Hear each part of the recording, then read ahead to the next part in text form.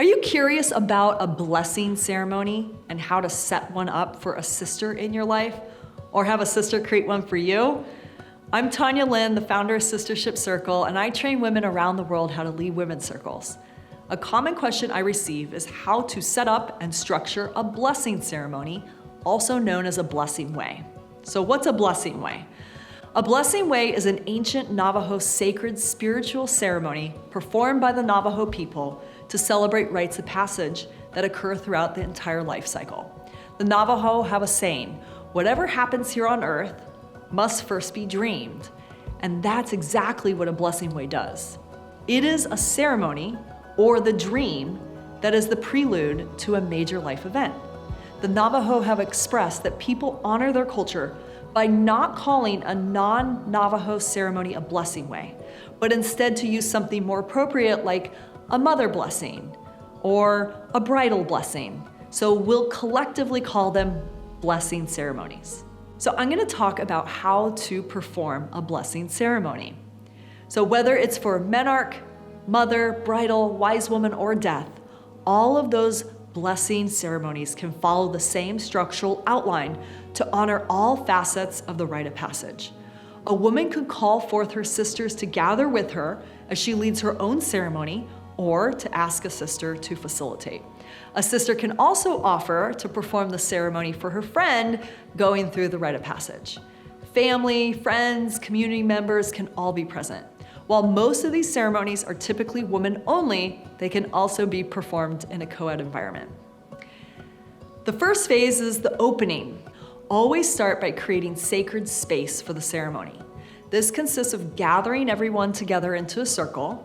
First, light a candle to represent the start of the ceremony, then start the intention for the gathering. You can say a prayer, an invocation, a poem, anything to anchor the intention. Because this is a community ceremony, each woman in the circle states her name and a short intention for being there to bring her energy into the collective field and have everyone feel connected. The second phase is called releasing the fear. So once the safe and sacred container is open, the woman going through the rite of passage shares her limited beliefs, fears, doubts, and worries about the transition.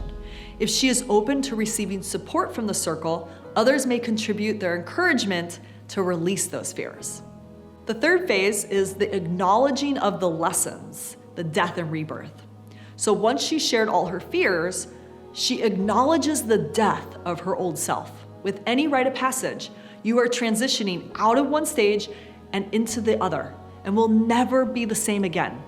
This can be quite scary and confronting, as this may have been the only way that you've known yourself for decades. So by acknowledging the death, we are then able to be reborn and learn from the lessons of our past. So the woman can share the lessons that she's learned so far in her journey leading up to this rite of passage, and acknowledge the shadow of death and all that she feels about it. So there's a few different ways that you could physically demonstrate this in ritual form.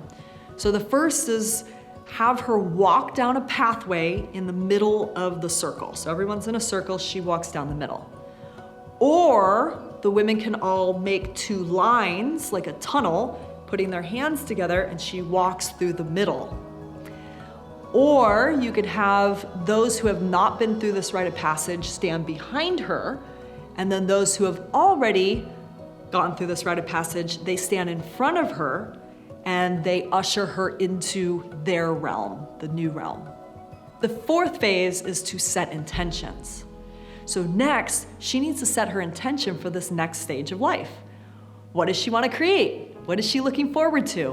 What desires does she hold in her heart? Once she speaks about her future, she could then either cross over a line marked before her or do something else symbolic so that she can pass to the other side. The fifth phase is the community blessings and ritual. So once she feels complete with speaking about her journey, the community then offers blessings. So those who have completed this rite of passage already can share their inspiring and empowering stories about their own transitions. And those who have not yet done this rite of passage can share encouragement and support for who they see her becoming. And then you can use a ritual like a dream catcher or a birthing necklace or a painting to symbolize the community putting their collective intentions drawn from the ceremony into an object to remind her that she's supported. Finally, the community places healing hands on her to give her nurturing touch and let her know they are physically there for her when she makes it to the other side. And the sixth phase is the celebration feast. So to complete the ceremony, sing a song, read a poem, blow out the candles, signify that the closing of the sacred space has happened, and then everyone gets together to eat, usually potluck style, to ground the energy and shift back from the sacred to the social space. So using this format, the community can then add in specific rituals that pertain to the type of blessing it is. And most significantly, the community shows up to give their energetic, emotional, and physical support to the woman who's going through this rite of passage so that she finds the courage and the strength to make it through this transition. Now, rarely do we talk about the grief and fear that a woman experiences as she finds herself in the midst of transition.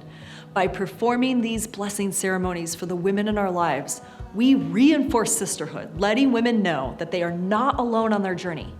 We give them a safe space to talk about what they're experiencing and a permission to feel all that is coming up. Through blessing ceremonies, we normalize and integrate the shadow, creating healthier, more empowered women on the planet. With this level of nurturing and support, women feel so much more empowered as they pass from life season to life season, from one stage to the next, finding life more meaningful, rich, and sacred. So sister, if you're interested in more rituals for circle or personal ceremony, then check out our Women's Circle Ritual Handbooks, where there's 160 rituals available for you.